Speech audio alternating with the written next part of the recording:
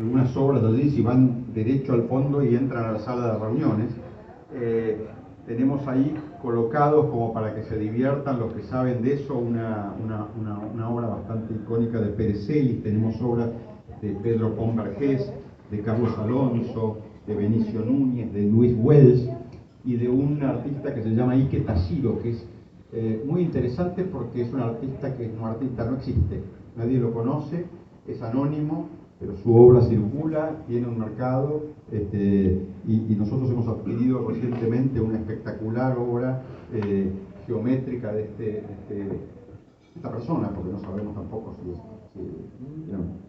hombre, mujer o lo que sea. Y tercero, bueno, gracias por venir. Para nosotros ustedes son importantes, por eso hacemos esto y por eso estamos felices como perro con dos colas, porque nos han venido acá a compartir un día tan especial para ustedes con nosotros. Así que lo dejo a Juan para que él les cuente un poquitito lo que había pensado para esta mañana.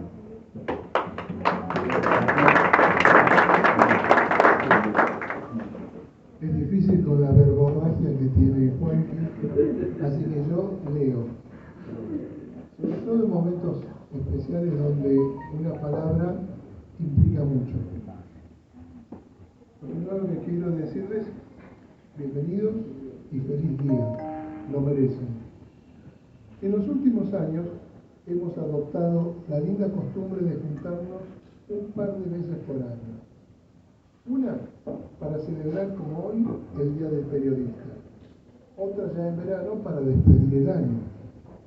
Cada encuentro está pensado como un agasajo para ustedes, que nos tratan siempre con tanta generosidad.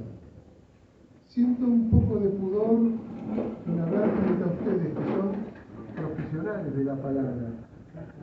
Estoy convencido de que cuando nos juntamos, tenemos que hacerlo en un espacio que sea, al mismo tiempo, agradable, interesante y sobre todo de reflexión.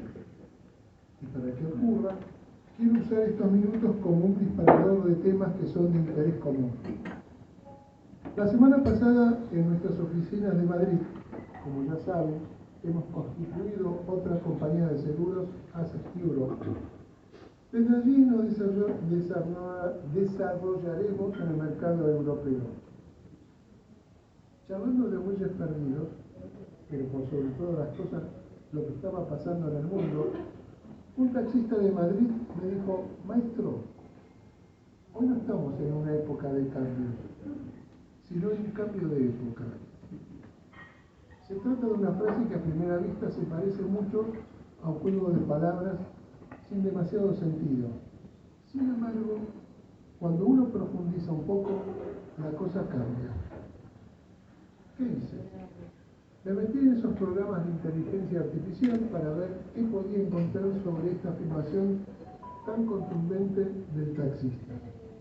Quería, antes que nada, entender la diferencia entre una época de cambio y un cambio de época. Prolijamente investigué primero sobre época de cambio. Descubrí que el consenso es que cuando uno habla de una época de cambios, se está refiriendo básicamente a redefinir los objetivos que tenía hasta ese momento y fijar nuevas metas. Está vinculado con adecuarse a desviaciones comunes que se producen cuando uno definió hacia dónde quiere ir e iniciar ese camino. La influencia que tenemos en una época de cambios es muy importante.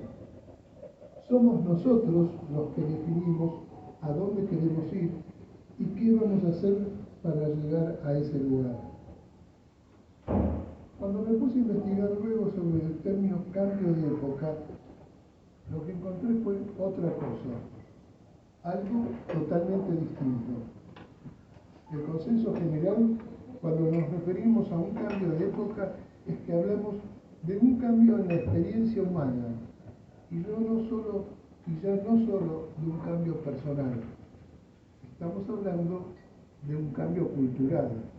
Estamos hablando de algo sobre lo cual influimos poco y nada. y a lo que tenemos que adaptarnos para no quedar obsoletos. De repente cambió todo y ahí estamos paraditos, teniendo que volver a imaginarnos todo lo que ya teníamos definido. Pues bien, parece que mi taxista tenía razón. Listo, dije. Tengo el tema para la reflexión en el Día del Periodista. Pero les confieso algo, no iba a ser fácil la cosa. No hay algo así, entre comillas, que se pueda decir sobre un cambio de época que sea lo suficientemente abarcativo como para reflejar una idea más o menos completa sobre ese concepto. Decidí, para trabajar, de hacer siempre lo que evidentemente es complejo. Enfocarme en dos cuestiones que creo tienen mucho que ver con la idea de un cambio de época. Tienen mucho que ver porque de alguna manera son sus extremos. De un lado la democracia, vieja como el viento que aún sigue soplando. Del otro, la inteligencia artificial. Eso que no sabemos muy bien qué es, pero de lo que todos están hablando y que al parecer todo lo puede. Definir a la democracia parece simple cuando uno se remite a definiciones clásicas. Desde mi opinión, la democracia es un sistema en donde el gobierno tiene que poner a las personas siempre en primer lugar, en donde necesariamente un Estado presente para que se ocupe de lo que a mí me gusta definir como lo frágil, las personas frágiles, como los niños, los ancianos, los enfermos, los pobres a los que el sistema dejó a un costado del camino, las sociedades frágiles que a veces son víctimas de la delincuencia, que a veces deben enfrentar pandemias, que podrían ser atacadas por otro país, o que incluso pueden ser víctimas de empresas pícaras, de mirada corta, que se ponen de acuerdo para perjudicar a sus propios consumidores. Y en esa democracia, la prioridad son las personas, y el Estado se ocupa de lo frágil. La base sobre la que todo se sostenga debe ser la educación. Porque personas que reciben educación entienden. Si entienden, piensan. Y si piensan, son capaces de decidir. Esta democracia es la que yo me imagino como uno de los extremos de este cambio de época que, según mi taxista, estaba viviendo. Definir en cambio a la inteligencia artificial es un poquito más complejo, porque no hay definiciones clásicas que sirvan de punto de referencia desde el cual uno puede ayornarlas. Pero además porque estamos experimentando. Hemos creado algo que efectivamente es artificial y que probablemente no sea inteligente, que es más bien un motor con una brutal capacidad para procesar datos a una velocidad difícil de imaginar por la mente humana. Está programado para presentar esos datos de la mejor de las infinitas posibilidades que existen de presentarlos y que con su propio funcionamiento se enriquece una infinita y sofisticada base de datos. Pero nos están tratando de convencer que lo sabe todo, que no hay límites para la inteligencia artificial, que el cambio que se viene tiene que ver con eso, a lo que llaman inteligencia artificial va a jugar en el futuro un rol más relevante que esa persona prioritaria que hace a la democracia. Es una afirmación casi temeraria. Terminada esta casera y limitada investigación que me permitió reflexionar sobre lo que me había dicho bendito taxista, me di cuenta no solo de lo complejo que es este cambio de época, me di cuenta también de la relevancia que tiene el periodismo en nuestras vidas, de la relevancia que tienen ustedes. Mientras algunos afirman muy rectos de cuerpo que el periodismo va a desaparecer, yo, mis queridos amigos, creo lo contrario. creo que no va a desaparecer. Gracias a Dios estoy seguro de que eso no va a pasar. Por lo contrario, creo que el periodismo y los periodistas, desde el lugar que sea y con la tecnología de la que dispongan, están llamados a jugar un rol más importante todavía del que tuvieron hasta ahora.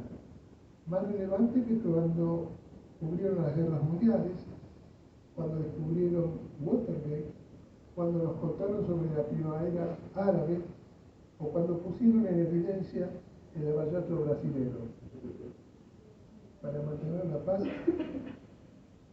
hoy no vamos a hablar de lo que pasa aquí. Y será relevante porque el periodismo y los periodistas son los que deben informarnos sobre ese cambio que va a modificar, posiblemente para siempre, la experiencia humana.